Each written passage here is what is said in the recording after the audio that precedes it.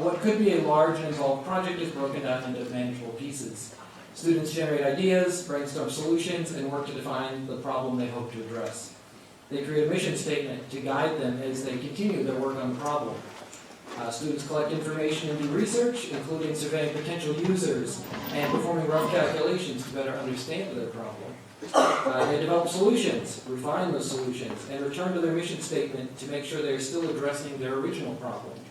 And then finally, students create presentations about their problems, ideas, research, and solutions for others, you guys. So this was the first time we've had this class during the winter term, and so one of the most involved parts of this process is actually just the simple generation of ideas. What do I want to do for an entire term? And so in this initial brainstorming process, we get all sorts of interesting stuff like sticky glue sticks and ladders that you can actually get out of the way, the lines at the TSA check-in, things like that. So we get some really interesting things, and these are all some of the ones that the kids came up with this year in EDP. We also, this year, because we had class in the winter, we're only having 2 of the groups presenting to you tonight, but 3 of the other groups also did a lot of work. One was working with trying to make trains safer for passengers in the event of a collision or derailment. A second project was about energy and using foot traffic in busy subway areas, or really any area, in order to try and power some of the devices that might be there, like lights and so on. And the third one was about mobility and trying to come up with a better way for people to shop in big box stores and in a safe and efficient manner. And so those were 3 ideas that you won't get to hear about entirely tonight, but I'm sure you can talk to the kids in EDP if you're interested in learning a little bit more about what they did. And so that's generally what we did in EDP, and now we're going to start with the first presentation of the night, and this is an independent research project by Isabella Wong.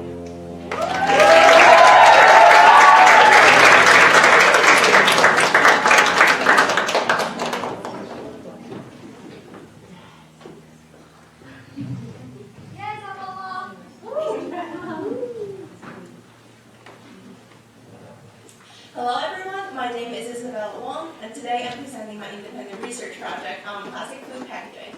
To be more specifically, the chemical resistance, mechanical properties, and the water barrier properties of four selected plastics.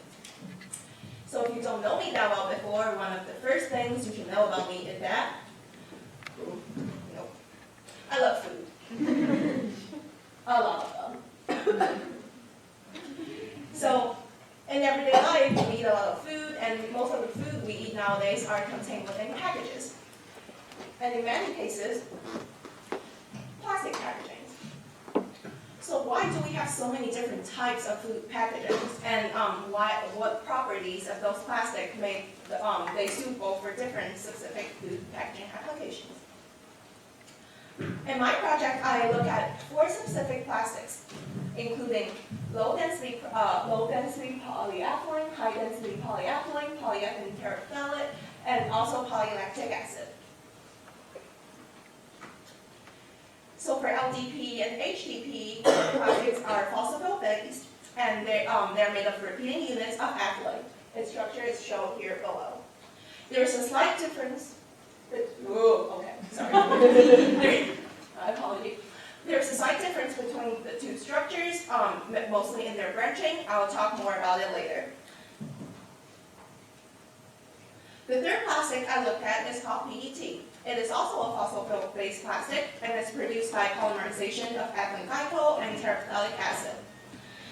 In its structure, there is a large aromatic ring, which means it has resonance that prevents twisting in the structure. The fourth plastic I looked at is called PLA. It is very different from the rest of the plastic because it's 100% bio-based. It's produced by bacterial fermentation from simple sugar, and therefore it's 100% biocompostable and 100% biodegradable. So when considering a plastic material for food packaging, there are some properties that one needs to consider. In my project, I tested 3 different properties, including mechanical strength, chemical barrier properties against acids and oils, and also water absorption. Because I have limited time and equipment, there are also some other properties that I like to test but didn't get a chance. Those including gas permeability of oxygen and carbon dioxide, ultraviolet resistance, because the direct sunlight will lead to the degradation of plastic, and also there's antimicrobial activity of plastic packaging, thermal processability, which means how easily the plastic can be processed into different forms at a critical temperature, and also the production cost. So in the first major products of my project, I took a look at the mechanical properties of different plastics. So as you can see, for LDP and HB products, because they're in their back forms, so I chose to test their tensile strength. And for my PET and PLA products, because they came into cup forms, which made it harder to stretch, I'm not that strong, so I tested the impact strength of those. Here are 2 photos showing the method I used to test the tensile strength. So tensile strength basically means that how much a plastic can resist the tension being pulled apart until it breaks. The result I got is that HDPE has a 41% greater tensile strength than LDPE. However, HDPE strips tend to snap more suddenly, but LDPE strips elongated more before it broke. Okay, so why would that happen? As I mentioned before, LDP and HDP, they differ in their branching structure. So for HDP, it has very few and short branches that show at the left bottom. And therefore, the overall structure of HDP is more linear, and it makes it denser, high density HD, and it contributes to the overall rigidity of the plastic. At the same time, for LDPE, it has more and longer branches, making the entire structure looser and hence lower density LD. And so it's more flexible. This is my result for the impact strength of PET and PLA cups. Essentially, I tried to crush the cups and measure the maximum force that a cup will take before it's being completely crushed. So here's the result.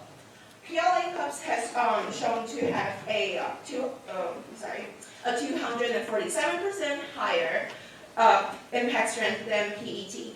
The PLA cups, as shown by the picture, has some tears and breakages on the side after being crushed. In contrast, PET cups didn't show any breakages on the side.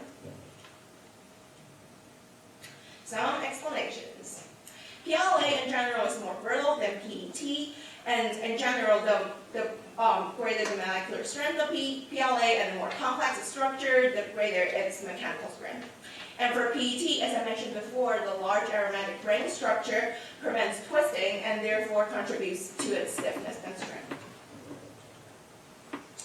So why would that, as you can tell, the strength of the PLA is greater than PET. So I guess that in my experiment, the PET cups I was using is actually amorphous, not semi-crystalline. Semi-crystalline form of PET usually is more rigid. In my second part of my project, I looked at the chemical resistance of different plastic to weak acid, strong acid, and vegetable oil. The weak acid solution I use is basically vinegar, partly neutralized with sodium hydroxide. Strong acid is just 100% vinegar, vegetable is plain old vegetable oil. And the method I use is that I submerge all my samples into those chemicals for a duration of about 1, 2, 3, and 5 days. And after each exposure, I ran the same mechanical property test, same as I did before, and compared those results to my baseline test results. Sorry. Okay. So why is chemical resistance that important? Many foods, especially fresh produce, they are acidic. And in terms of the resistance to oil, it's because many foods are greasy, and oil is a nonpolar substance, so it reacts with the surface polymer of plastics in a different way than plastics. Here are the results of my weak acid and strong acid resistance test of LDPE and HDPE. Throughout the first 3 days of exposure, the tensile strength of both plastic decreased linearly. And strong acid generally caused a greater degree of decrease in their tensile strength. HDPE in general has a better resistance to both acids than LDPE. So why? HDPE, as I mentioned before, it has a more tightly packed structure, making it experience greater intermolecular forces, and therefore has a denser and more crystalline structure than LDPE. In terms of PLA and PET, throughout the 5 days of exposure to strong and weak acids, both of their impact strength decreased linearly. PET generally has a significantly higher resistance to both acids than PLA. Explanation. PLA is mostly linear in structure and it has a lower molecular weight, therefore it has a looser structure in general. On the other hand, PET products nowadays are usually undergoing special processing at a fairly high temperature to increase the degree of orientation and folding of the PET structure. Therefore, the overall structure is more dense. Finally, for vegetable oil resistance, this is the results for all 4 plastics. As you can tell, there is a fast decrease in strength of all plastic within the first 24 hours of exposure, and in the next 4 days, their strength remains fairly constant. HDPE overall has a higher resistance to vegetable oil than LDPE, and PET has a higher resistance to vegetable oil than PLA. So in a nutshell, when exposed to all types of chemicals, including acids and oil, the strength of plastic experiences a decrease. And for LDPE and HDPE, they have a greatest resistance to weak acid, followed by strong acid, and then oil. PLA shows the greatest resistance to vegetable oil, followed by weak acid and strong acid, and PET shows similar resistance to all chemicals tested. For the final part of my project, I tested the water barrier properties. So the reason why water barrier property is that important is because a good packaging is supposed to contain the moisture of the food on the inside, while shielding the external moisture from entering the package and cause the spoilage of the food.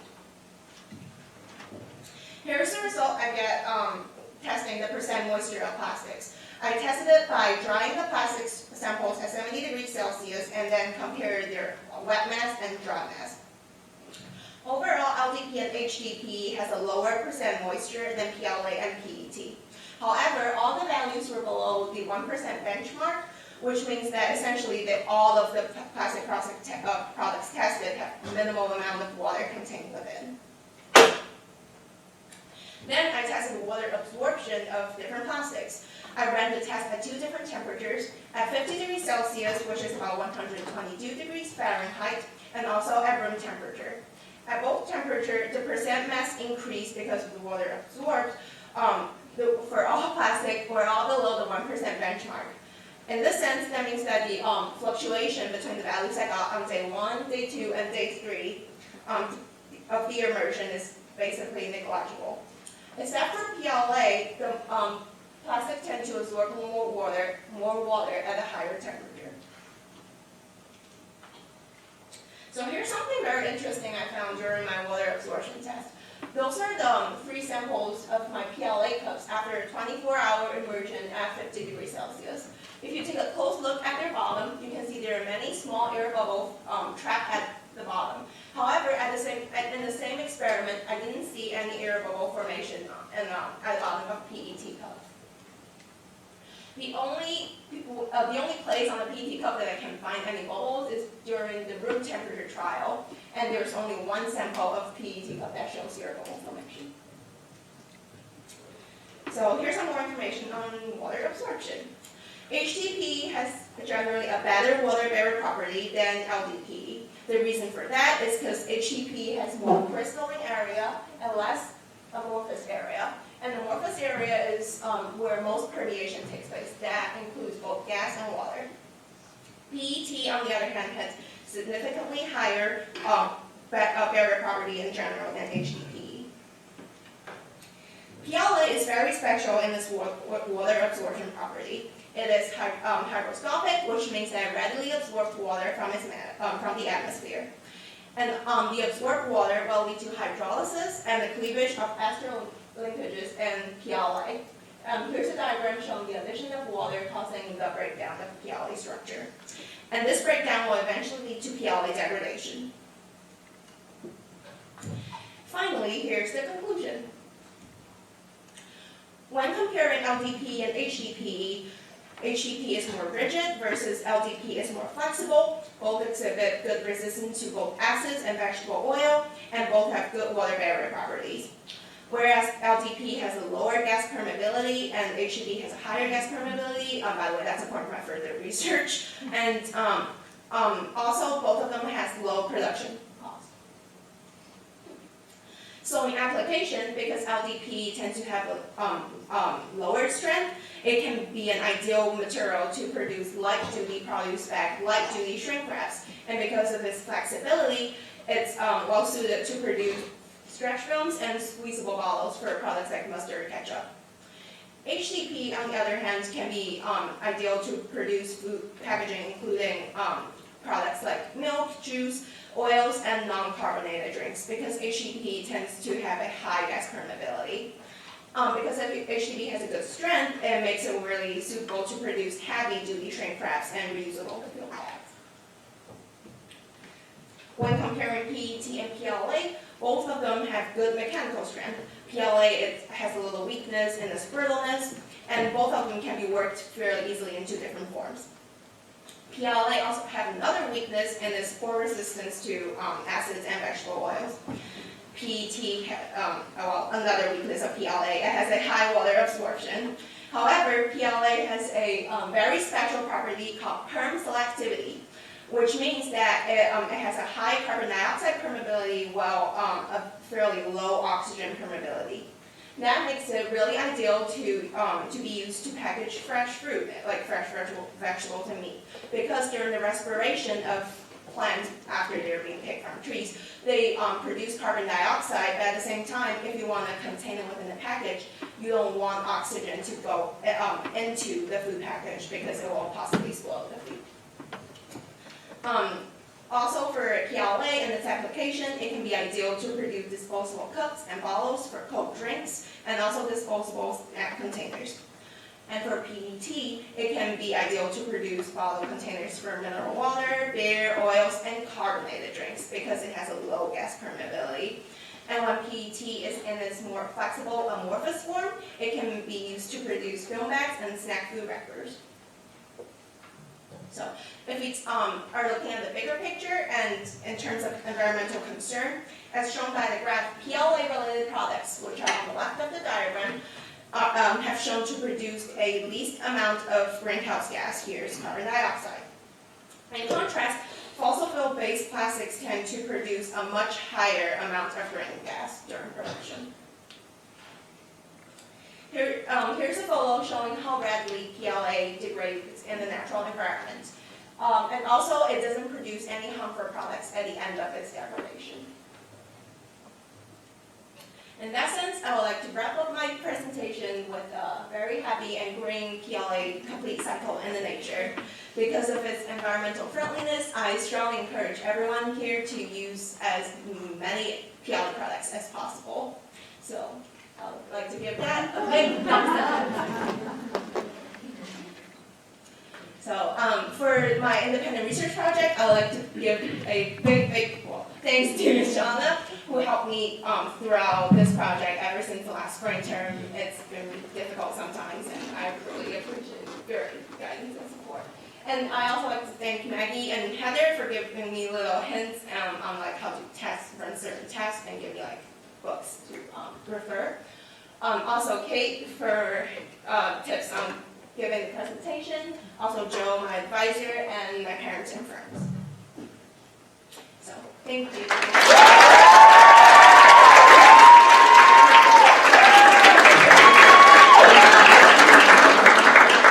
Does anyone have any questions? Yes. I have two questions. The first question is, were there any substances that you wanted to try to test specifically that you didn't get a chance to? Like different plastic types? No, different, like you chose vegetable oil. Was there something else that, like, if you had the time to do, you would have wanted to test the reaction? So for chemical resistance, I only ran it on acids and oils, but if I had more time, I would like to do it also on basic solution, because like, we don't only eat acid food, otherwise we'll eat pretty much. So yeah, so but I kind of ran out of time, and it was I chose acidic food because I'm more interested in like packaging fresh produce, and fresh produce are mostly acidic. So. And then my second question was, because of living in New England, I don't know the time frame of when you tested it, but how were you able to manage the temperature when you were testing it? Good question. So temperature, so we were talking about the water absorption mostly? Yeah. Okay. So for the 50 degrees Celsius, I basically for all the water absorption one, I put the plastic samples in a beaker, and I put those beaker in the water bath setup.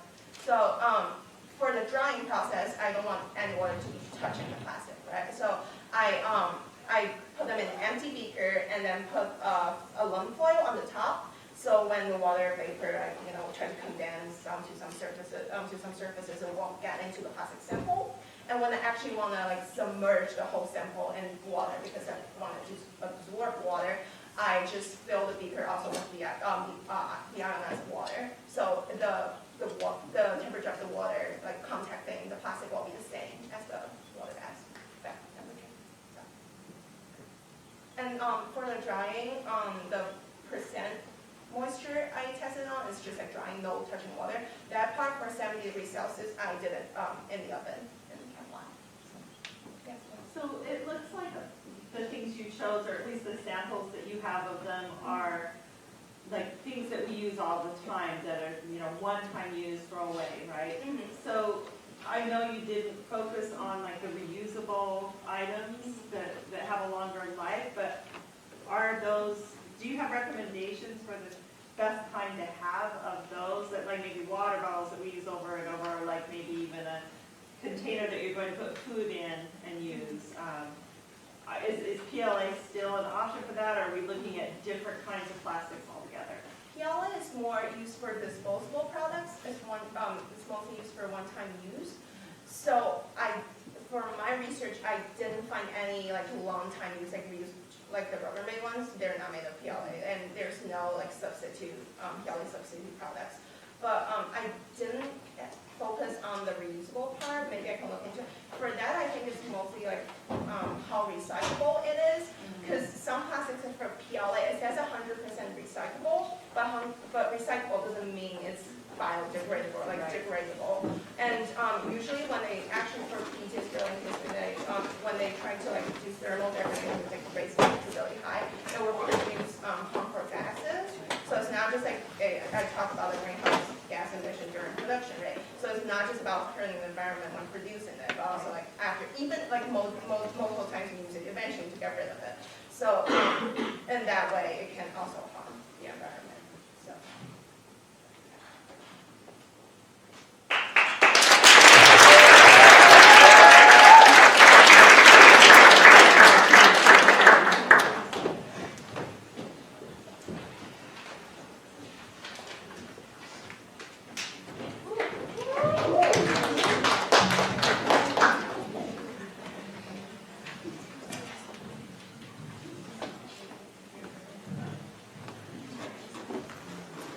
Hi everyone, thank you for being here tonight. I'm Sophia Pernaruski, And I'm Michael Shimura. and tonight we'll be presenting to you our engineering design project, WAVE, a new dental braces design.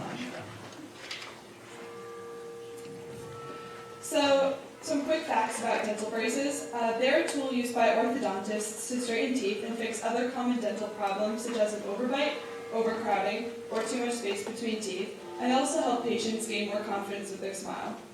They're a very popular tool. Over 4 million people in the US wear braces today, children and adults alike.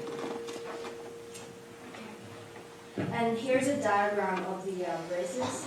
And as you can see, there's an arch wire which exerts the pressure on the teeth and then reposition the teeth properly. And there's a bracket which attaches onto the surface of every teeth, and each bracket has these slots that holds and support the arch wire. And then there's a rubber band that connects the upper and lower teeth. And then the last one is elastics, which aligns the patient's bites.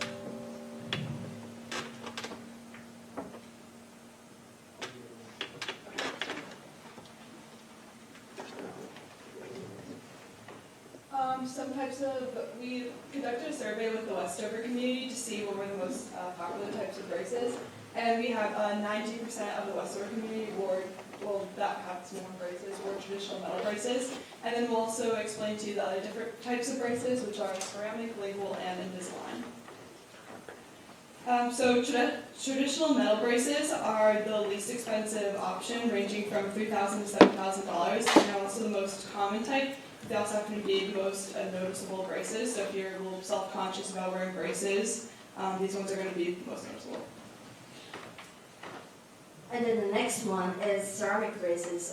This has actually the same size and shape as traditional metal braces, but each bracket has tooth-colored or clear brackets, so that the braces itself is less noticeable, and it's in the range of $4,000 to $5,000. We also have label braces, which the wire and brackets are actually positioned on the inside of the teeth. They are the least noticeable as they are entirely concealed, but they also are more comfortable and they require more maintenance because of a longer treatment period, and they are more difficult to clean and make adjustments. And then the last one is Invisalign. It is a removable mouth guard-like and clear plastic aligner that is customized fit for each patient's teeth. And then each patient can continue to eat chewy or sticky foods that is not able to do for traditional metal braces or other braces. And but it is unavailable for kids whose teeth is still growing, or the patients with over or under bites. And it is the range of $4,000 to $7,500 cost. So how do braces work exactly? Well, braces are designed to cooperate with a process called bone remodeling when your teeth are moving. Each tooth is surrounded by the periodontal ligament, which is surrounded by the alveolar bone, as you can see in pink. When pressure is applied to a tooth, the periodontal ligament is compressed in the direction that is moving, and is stretched on the opposite side, which is why you might notice that your teeth will loosen a little bit when you're wearing braces. During this process of bone remodeling, we have osteoclasts, which are cells that break down the alveolar bone and restore normal spacing. And you also have osteoblasts, which build new bone to fill an empty space, which is how your tooth gets repositioned. And here's the Westover survey we took. So about 70% of Westover students have or have had wore the braces before. And about 50% of students experience discomfort with using braces, and other hygiene problems and frequent appointments for adjustments and design problems are equally distributed, about like 17% to 18%. So, because of the results and some research online, we discovered that some common problems are hygiene. They are difficult to clean with the wire crossing or across your teeth, getting in the way of brushing and flossing. There's pain and soreness caused by rubbing of the brackets on the gums. There are frequent appointments to adjust the braces, whether you're, probably because your braces are breaking a lot. And metal braces are also very noticeable, which might be uncomfortable for some patients. So that's how we came up with our mission statement. So our goal is to create a new design for the arch wire and brackets of traditional metal braces by combining useful, appealing technology of modern braces in the application of fixing problems such as poor hygiene, frequent appointments for adjustments, and discomfort for soreness of gums. So our first solution that we came up with was gum protectors. A gum protector is made out of smooth, elastic material, such as latex, and is stretched around each bracket. The strong grip would prevent the protector from falling off the bracket and could be removed during appointments if the orthodontist needed to make adjustments. This is very helpful because it reduces friction from the brackets on your gums as it provides a smooth surface. It would prevent food residue getting stuck in between the crevices in your bracket. And also, the strong grip would help prevent brackets from detaching, which is a common problem that personally I had when I had braces. So it addresses the mission statement because it solves problems of discomfort, poor hygiene, and extra appointments. However, it doesn't solve as much problems as we want it to. The structure of the wire is still the same, so flossing and brushing would still be difficult, which is a problem I really wanted to adjust. And also, if an individual had latex allergies, then they would not be able to use the gum protectors. Okay, so we came up with the second solution, which is called graphene wire. This wire of traditional metal braces is made out of an alloy of nickel, copper, and titanium that are very breakable materials. So our solution is to replace this material with graphene. That is a really strong material, a very flexible in the structural element. And actually this graphene element itself is already applied to some medical mechanics, so it wouldn't hurt human or in the application. And then this doesn't break easily, so that patients have less appointments and for adjustments. But the problem for this is really costly, and then it doesn't solve the problems of hygiene or discomfort. So we are going to present a third solution. The optimal solution Michael and I created is called Wave. While the Archwire Wave is made out of the same stainless steel, you may notice several differences from the traditional braces. The wire curves over the gap between the teeth over the gums and then curves back down over the center of each tooth, where the bracket is located and pressure is applied. The brackets themselves are also made differently. Each one is tube-shaped for the wire to fit inside and be held in place. The design of the brackets is imperative for the shaping of the wire and the way your teeth move. So let's take a look at how. So the arch wire is shaped like a wave and would have a specific amplitude that is set. Amplitude is the distance from the midline to the top or bottom of the curve of the wire. For each appointment, your orthodontist would make adjustments to the shape of the brackets. If one needed to fix a gap between two teeth, the brackets would bend inward, which would increase the amplitude of the curve in the wire and in turn bring the teeth closer together. In order to fix overcrowding, the opposite would be done. The brackets would be flattened out more during each appointment, which would decrease the amplitude of the curve of the wire and spread the teeth apart. Go back to this one. So some advantages is that the wire would not what I wanted to focus on for this project is flossing and being able to floss and brush your teeth. So the wire does not interfere with brushing and flossing. You don't need to use any special tools that would take much longer than need be. And you don't have any brackets or poking wires to cause soreness because of the way it is developed. But some disadvantages are that while appointments themselves are as frequent, they may take longer because you'd have to adjust each individual bracket each time you're going for an appointment.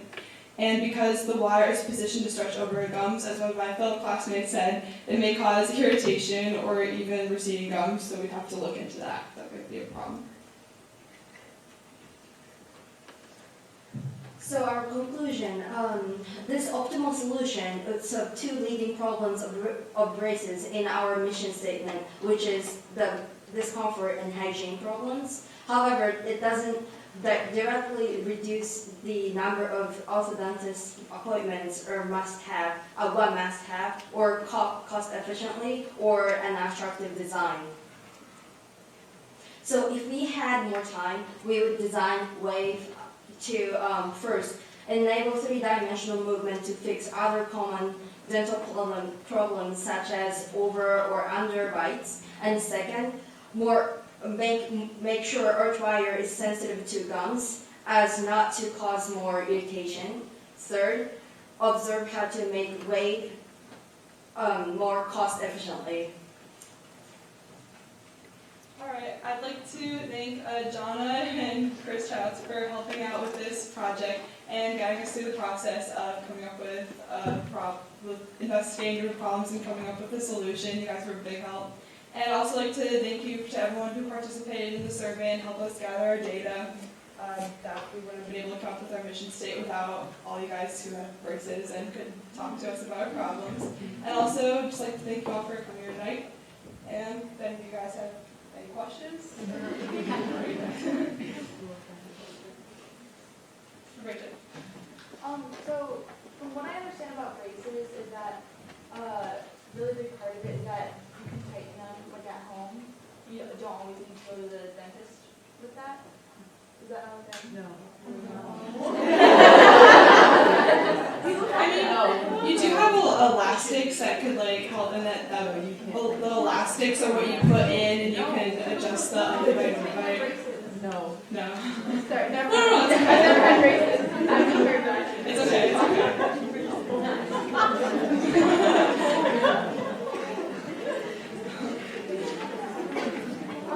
So you mentioned that you were working on making them like people who have maybe like issues with how they look. How would WAVE kind of counteract that? Because it kind of goes in any shape and like stands out. Yeah, that's a good question. Well, that's a good observation. Yeah. The way we design is that the materials may not have stainless steel, but you can have the coating match like the color of your tooth, and however that would go into the gums. And when you like smile when you're talking, usually you don't see your gums unless you like grin really bigly or laugh like widely. That's like another thing that if we had more time, we would definitely look into like adjusting the style, because I do know that when I had braces, sometimes like, and my friends like wouldn't even smile in pictures because they didn't like the style of them. So that would be something we'd work on if we had more time. Thank you. Gretchen? So I know when I had braces, they would like curve the wire to like rip my teeth down and stuff. Would you do something like differently to this type of wire so it didn't just like rip your teeth all the way down?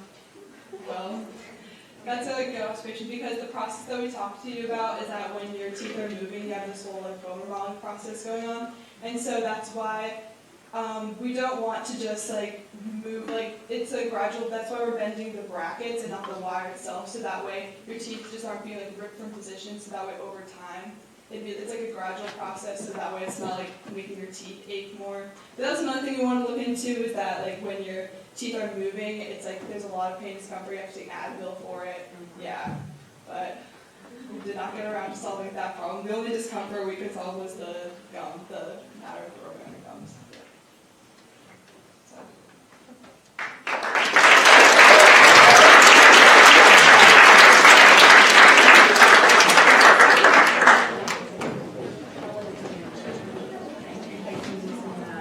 You have like a key.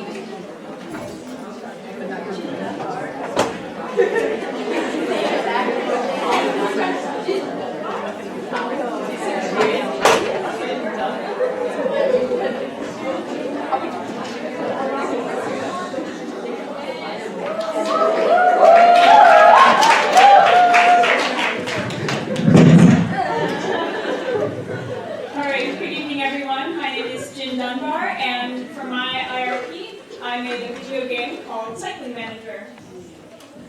So, my main inspiration for this game was Football Manager, in which a player takes control of a soccer team and manages things like buying and selling players, strategy for games, and even little things like talking to the press, setting training schedules for your players, deciding if you want to build a new stadium, negotiating with your owners, keeping players happy.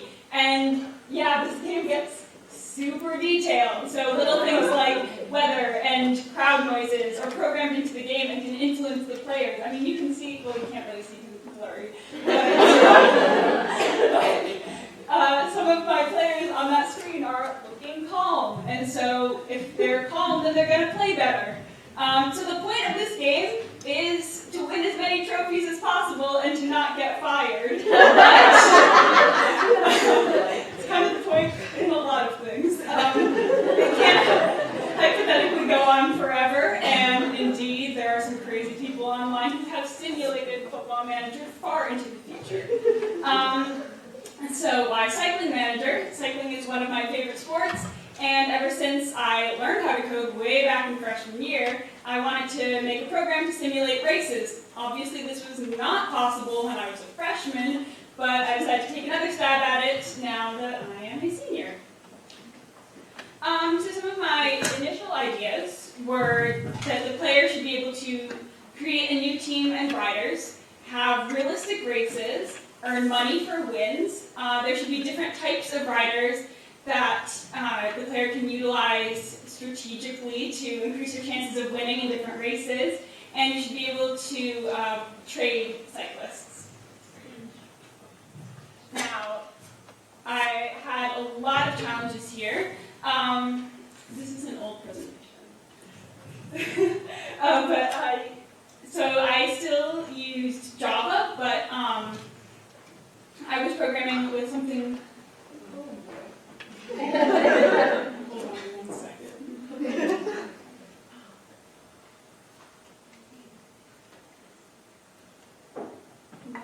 No? Just go with it.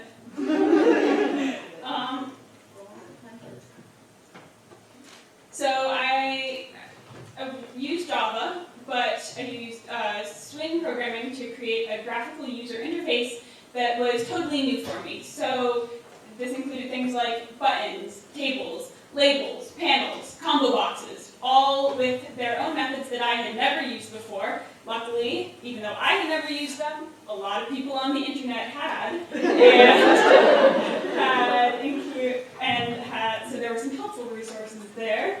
One thing that was particularly challenging for me was switching between team views, because this required something called a card layout, which is a type of layout manager that allows you to see one card at a time, in conjunction with a combo box, and both of these are fairly complicated on their own, and there were not a lot of online resources about combining the two, so Google failed me this time.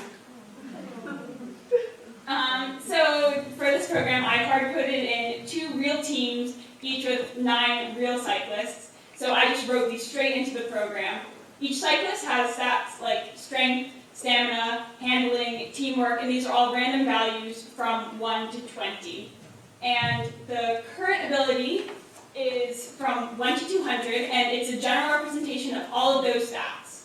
And then the cyclists also have a potential ability that shows how good they could possibly become in the future, although I haven't implemented actually them improving, but that's a random number between their current ability and 200.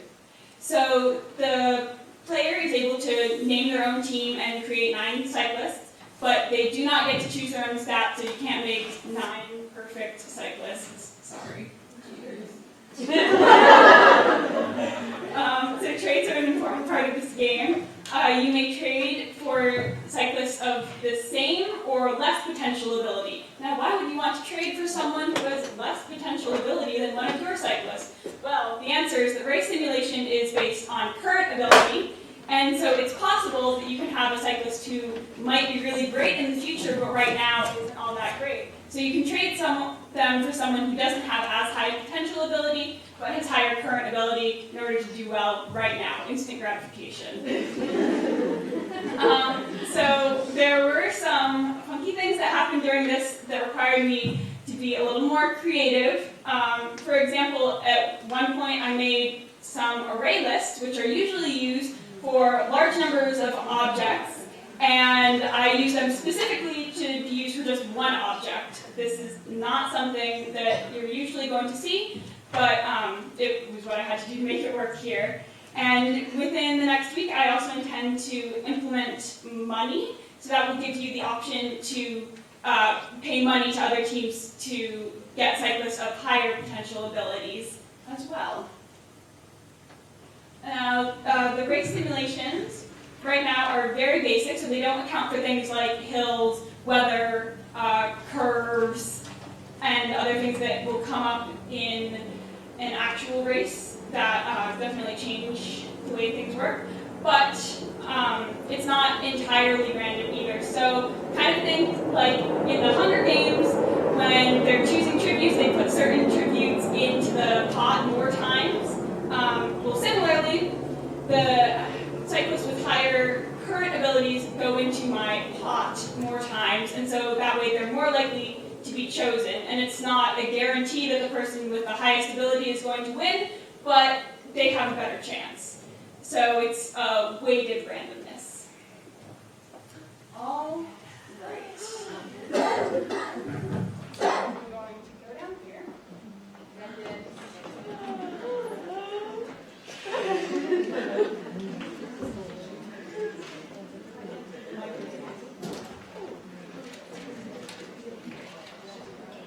No. All right, so here we have a team.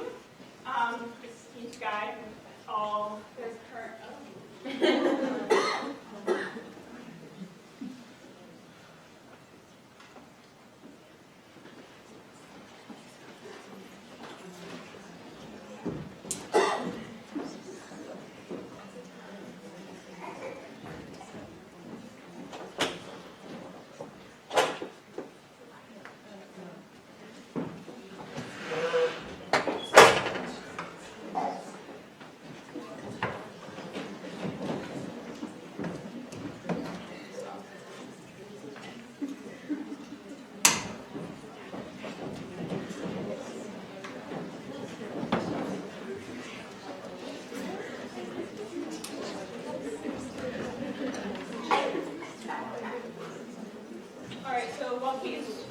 Working on that, I'm going to just tell you a little bit about some of the future ideas I have for this. So as I already said, I'm going to be working on implementing money within the next week. But then I also want to do more complicated races and include things like hills, sprints, tricky descents. I'd like to be able to work crashes and injuries into the race, so that always makes things more interesting. Stage races, where cyclist performance from one day carries into the next.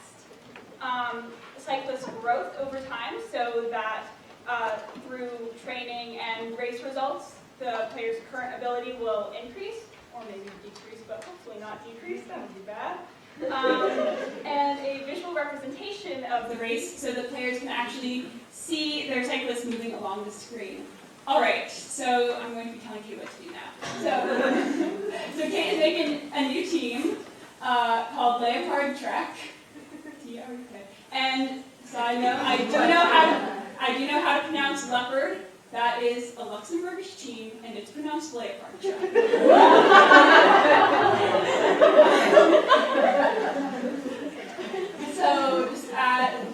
So Kate, just add 2 cyclists in there, just into Leopard Trek. Any names?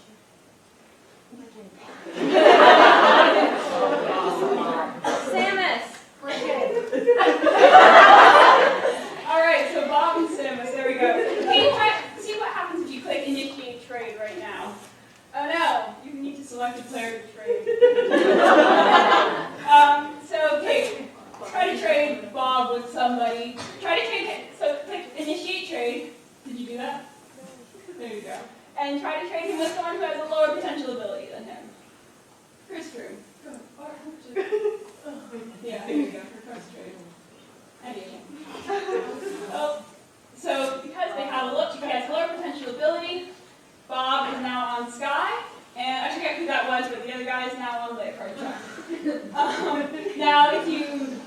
We're to do that with someone who has a higher potential ability. So Kate, do you want to try to trade Samus for someone with a higher potential ability than him?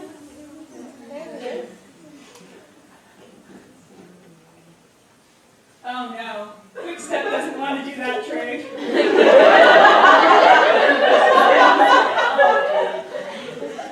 Okay, so Kate just added 7 more cyclists. Because you need 9 cyclists per team to actually do a race. So now, Kate, let's race. All right, and that shows you Jack Bauer won. Yes. So I don't know what to do. I think he's on. So Jack Bauer actually only has a current ability of 97, which is a lot lower than some other guys, but it looks like Jack got lucky this time. All right. So there's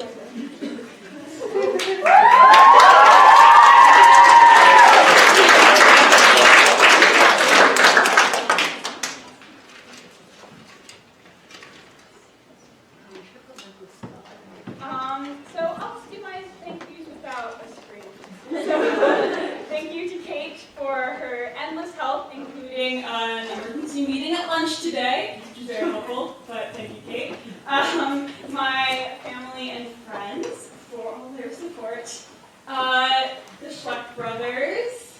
No, I didn't have this. Okay, full presentation. The Schleck brothers and football manager for inspiring me daily. And are there any questions? Isabella. A little bit about like the logistics of how you figure out election Yeah, I mean it's on the. Or just explain. Okay, yeah. So for that, like I said, I put all the cyclists into one big array list, and I put so if your potential or if your current ability was 97, you were in there 97 times. This was a very long array list. It ended up being like 4,000 cyclists long. I found the size of that array list, generated a random number somewhere in that size, and then I added the cyclist at that number to an array list that was the standings, so the overall finishers. And then once I did that, I had to go back through the original array list and take out all the other iterations of that cyclist, because if he's in there 97 times, I don't want him to be picked another 96 times. So I took all of them out and then just continued until there were no more cyclists left in the original array list. So even though only 10 showed up on the screen, all 27 were replaced. All right, thank you.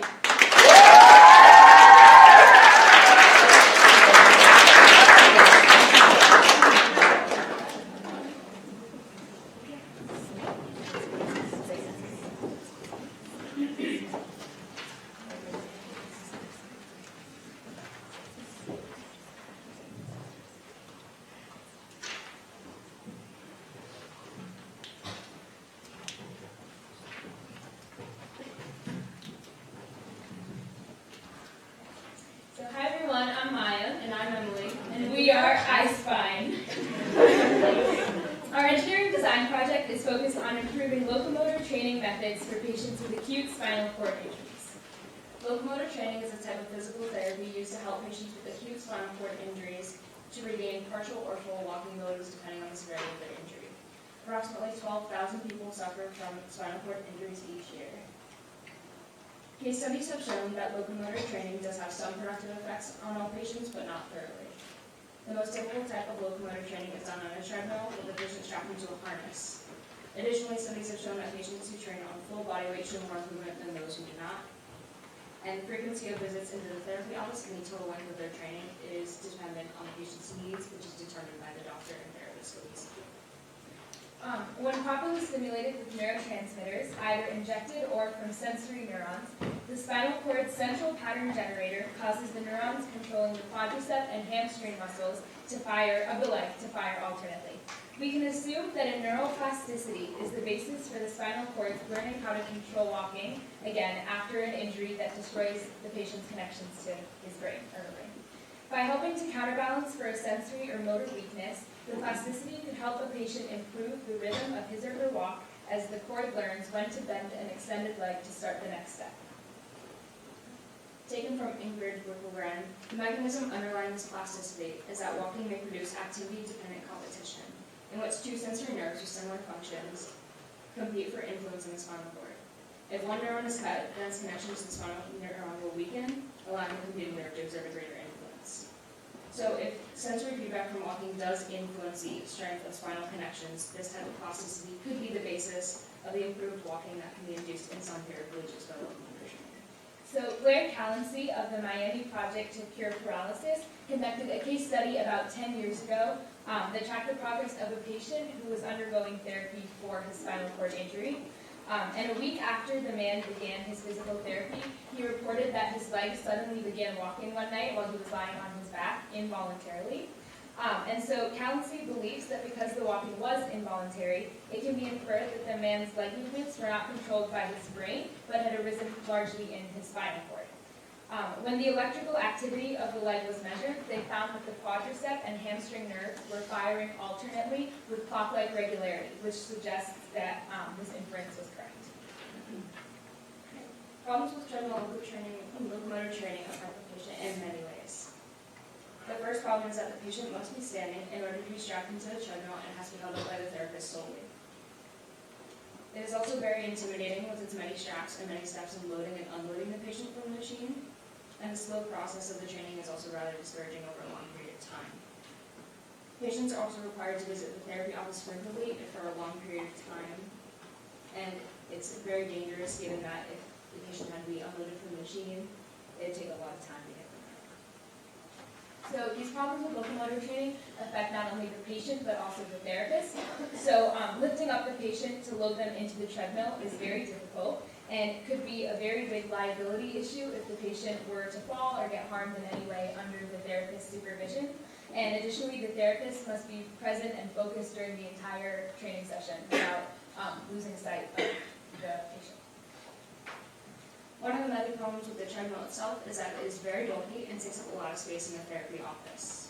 They're also extremely dangerous, as we said before, because in case of an emergency, it would take a long time to free a patient from the treadmill, and also damages the patient's joints over a long period of time.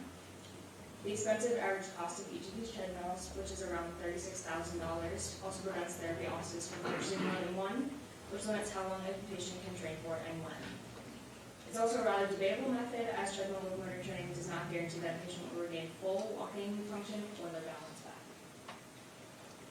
So our mission is to provide a more affordable, accessible, and less hazardous form of locomotor training used to help patients regain partial walking abilities after suffering partial body paralysis that inhibit walking, such as monoplegia, paralysis of one limb or one region of the body, or paraplegia, which is paralysis below the waist, by using a device that teaches the spinal cord how to walk.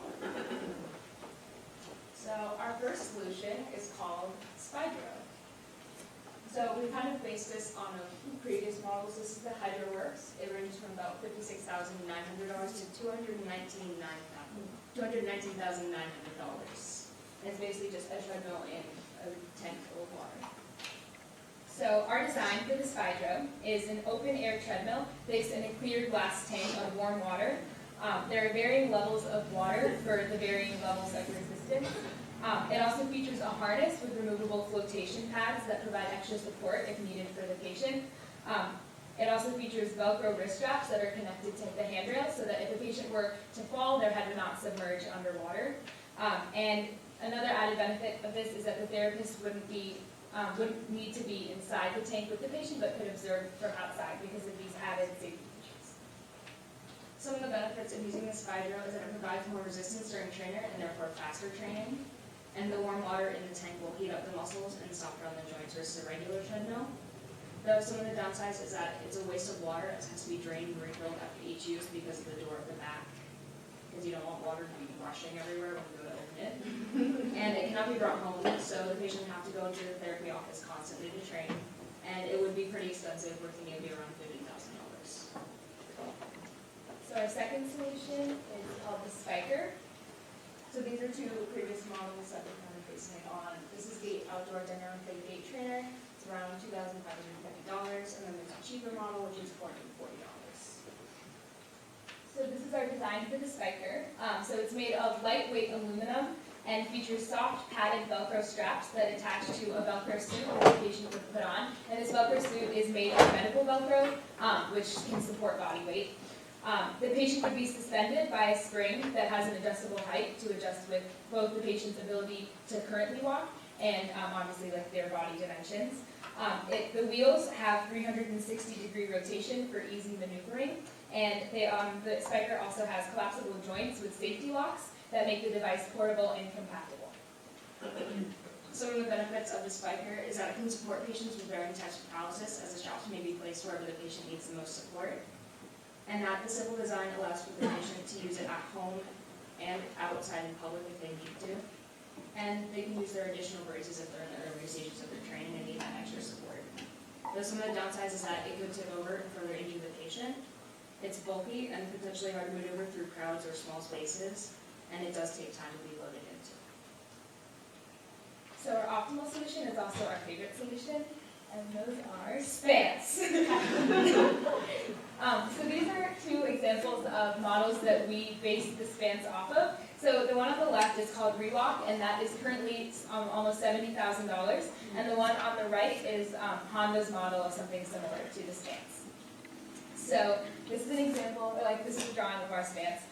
So it's made of a battery-powered wearable exoskeleton bionic suit, which is made with orthotic carbon fiber, and we would do that by using the Ultima 2SL material, which is a soft synthetic fabric that allows body heat to pass through. It features hidden support that you can wear in public spaces and gives patients the ability to put them on while sitting down. The motors at the hip and knee joints detect subtle changes in the patient's center of gravity that initiate each step and then create a pattern of movement through a sequence of steps. The spans feature varying levels of support depending on how much the patient wants the spans, how much walking the patient wants the spans to do for them versus how much they do for themselves. And there's also lower back support to make sure that the patient's back, and more specifically that their spinal cord, stays upright while they're wearing it. Some more benefits of the spans is that the presence of the patient at the therapy center is not required as often because obviously they can do this training at home. The spans take up less space and can even be used to travel. And again, the varying levels of resistance give some leeway on how much training the patient does. A few cons with the spans, there are only a few, is that they need charging every so often depending on how often the patient uses the spans. It's a slower but still effective process to use them, and there is a slight weight restriction on how much body weight the spans can support.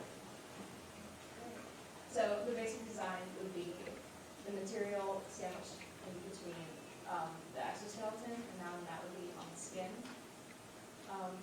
This photo is basically what they would look like. You wouldn't see any of the motors or the exoskeleton, that would all be covered. And that drawing there shows the basic exoskeleton structure. So we would also attach a mobile app to the spans, and the purpose of this app would be to link the patient's training using the app to track his or her progress over time. Features of the app include graphs, goals, tips, and an emergency alarm. So upon receiving his or her spans, the patient will be asked to download the app and enter information about his or her injury. And then the app will create a personalized track of training for the user and his or her road to recovery.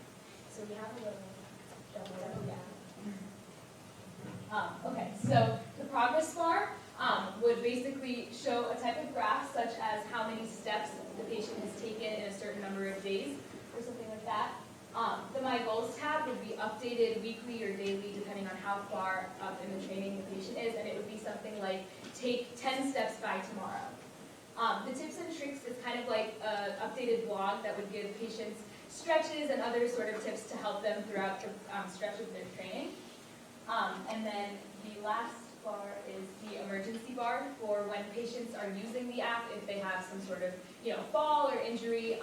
Not only can they alert emergency services, but they can also alert the therapy office that they had an issue. And all this data would be tracked using sensors that would be placed throughout the spans.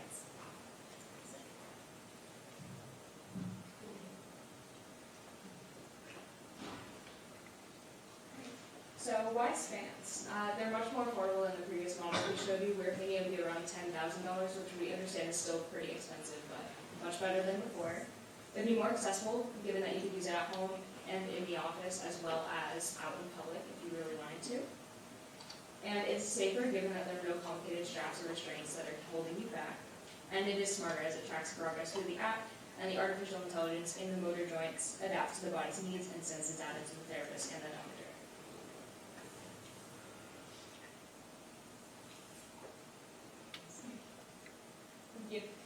Okay, so to talk a little bit about our demographic, we would be selling spans to any and all patients who are suffering from monoplegia and paraplegia in the legs who are capable of regaining partial or full walking ability with training. And they would be available online or on a website. They wouldn't be available in store because obviously they need to be fitted to the patient's body.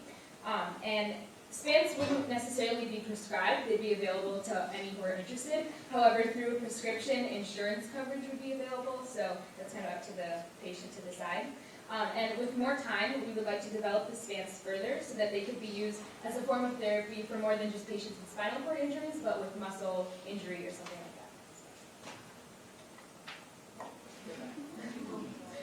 that.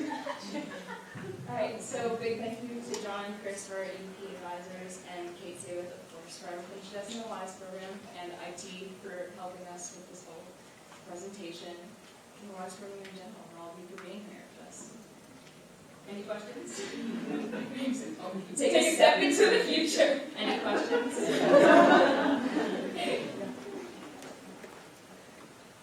Yeah. What if you can't balance? That's when you would be in the office with your therapist. So the idea would be to start in the office with the therapist, and then as you get much more comfortable using them, you could go home and practice with them. What if they got wet? Would that be a problem? If it was battery operated? No, because the battery would be in one location, and the exoskeleton would be pretty much waterproof, except the material around it is one that's. So the orthotic carbon fiber is not prone to rust with water, so it wouldn't necessarily get harmed if it was wet. Are you guys considered really noisy? Because I know in movies with a lot of mechanical resonance. So you guys thought about that, heard other models with We haven't really thought about that because the spans are kind of the first version of what we're going with. The other models are more on the side, they're not full on robotic suits. So we haven't really thought about it, but it's something we'd like to take into consideration. Can this still have the width restriction? Yes. Yeah, there still be a study.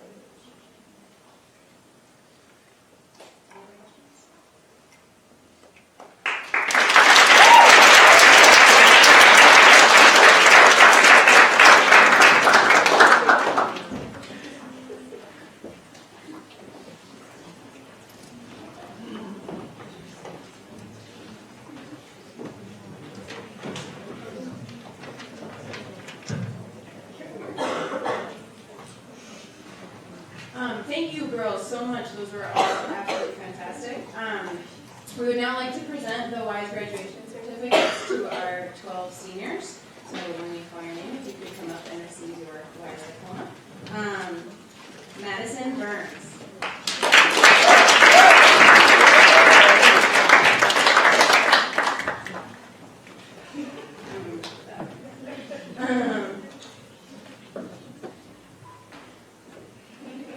Mariam Chowdhury.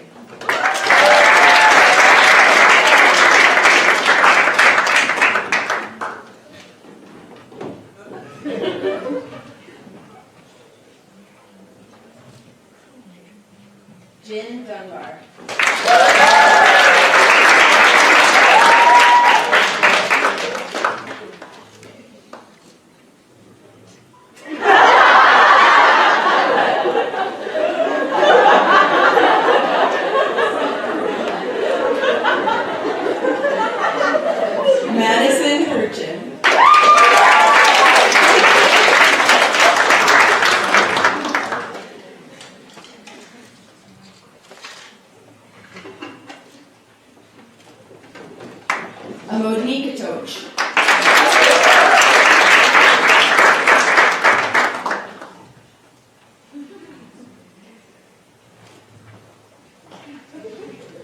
Julia Kenny.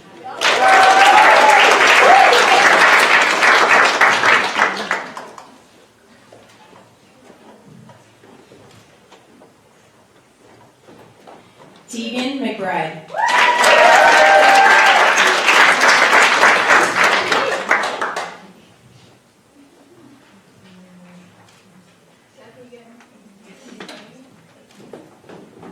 Leah Proctor.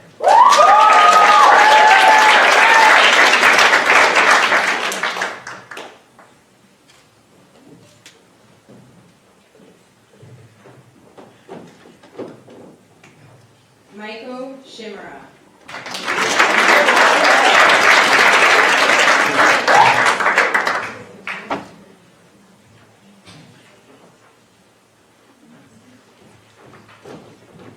Mira Subramanian.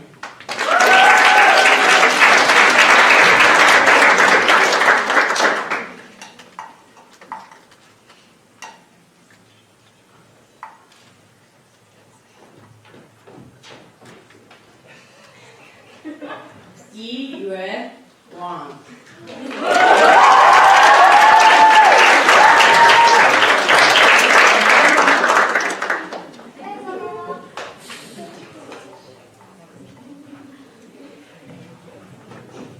And Sarah Wojak.